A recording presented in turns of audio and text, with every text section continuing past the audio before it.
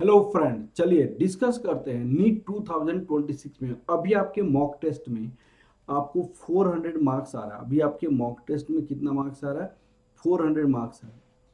और क्या आपका 600 मार्क्स कैसे इसको इम्प्रूव किया जा सकता है, 200 मार्क्स आपको कैसे इम्प्रूव कर सकते हैं, ये कमिंग 18 डेज में वो मैं आपको स्ट्रेटजी बता रहा हूँ।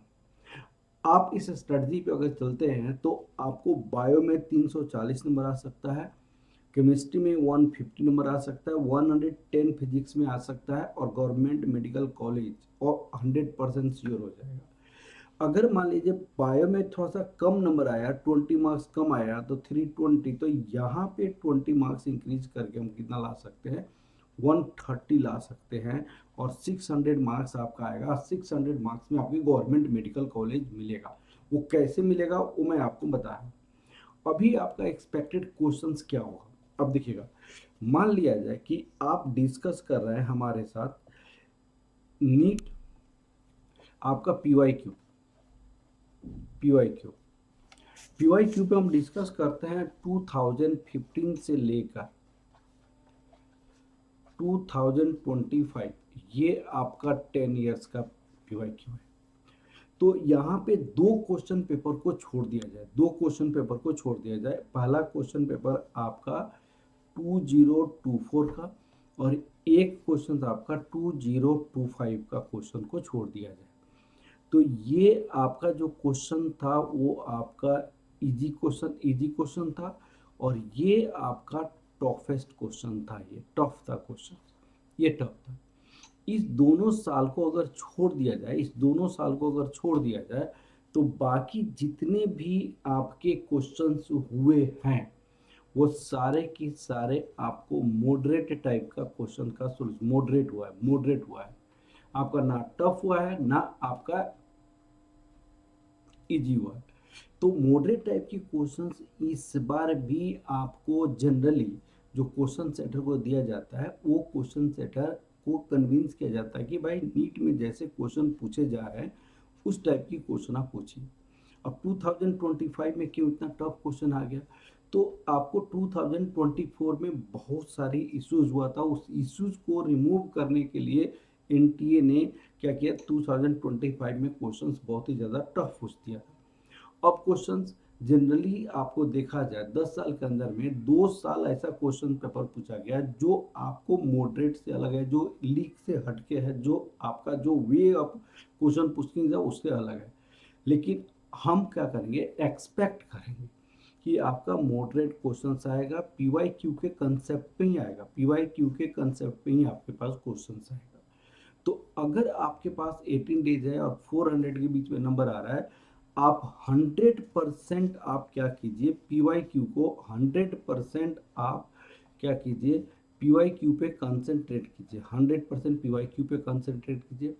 उससे क्या फ़ायदा आएगा कि आपका जो फिजिक्स है 30 क्वेश्चंस ऐसा है जो कि आपका पीवाई क्यू के बेसिस पे है, आपका 30 क्वेश्चंस। और केमिस्ट्री में आपको जो पीवाई क्यू पे 35 क्वेश्चंस होगा, और फिजिक्स बायो में आपका अप्रॉक्स 80 क्वेश्चंस आपका पीवाई क्यू के भी बेस पे क्वेश्चंस पूछे जाते हैं। तो आप इसके टोटल क्वेश्चंस कितने हो गए? 30 प्लस 35 प्लस 80, 110, 145 क्वेश्चंस आपने टच किया 4 मार्क्स के बेसिस पे।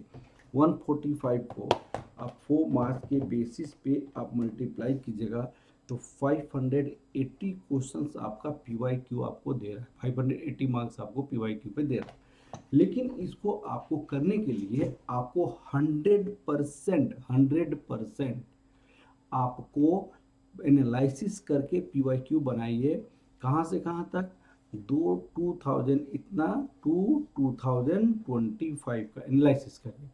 एनालिसिस कैसे किया जाएगा? मान लिया जाए कोई क्वेश्चंस आपने फिजिक्स का स्टडी किया, अब फिजिक्स का कोई क्वेश्चन पीवाई क्यू का बनाया, तो पीवाई क्यू का जो फिजिक्स का क्वेश्चन आप बनाएंगे तो एक क्वेश्चन आपको बहुत सारी क्वेश्चन का सॉल्यूशन दे देता है कि इसको कैसे कैसे पूछा जा सकता है, क्या आपका चेंज किया जा सकता है, उस टाइप से एनालिसिस कीजिए।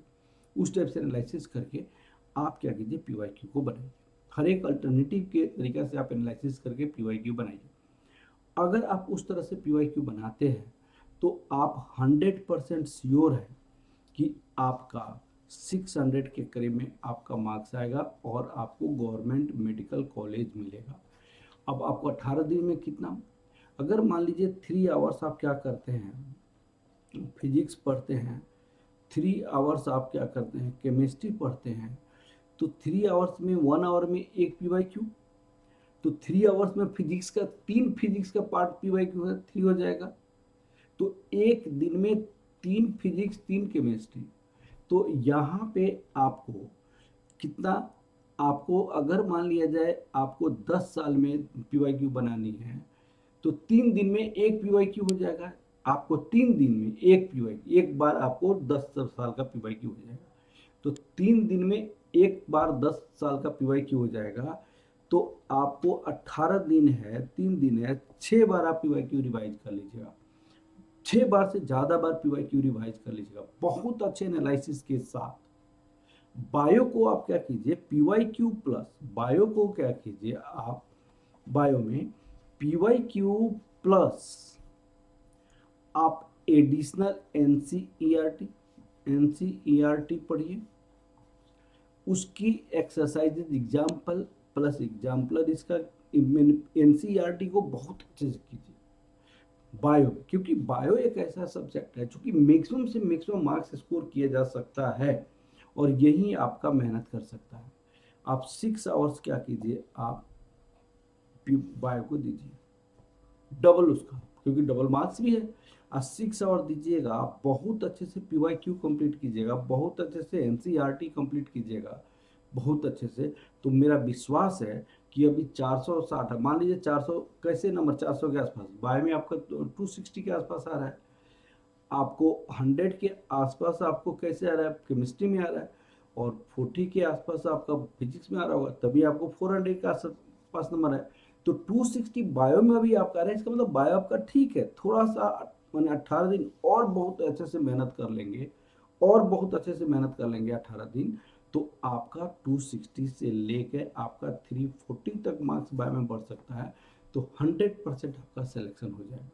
अब क्वेश्चन है कि स्कैटर्ड आप मत पढ़िए, आप क्या कीजिए, एक सर्टेन डायरेक्शंस में आप स्टडी कीजिए, पीवाईक्यू को बहुत अच्छे से बनाइए, आप अपने नोट्स जो शॉर्ट नोट्स बनाए उसको बहुत अच्छे से कीजिए, बायो को पीवाईक्यू प्लस एनसीईआरटी पढ़िए, आपका 100% सिलेक्शन हो जाएगा।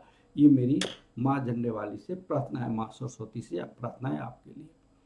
All the best for your exam NEET 2026 3 मई के लिए। All the best, all the best, all the best.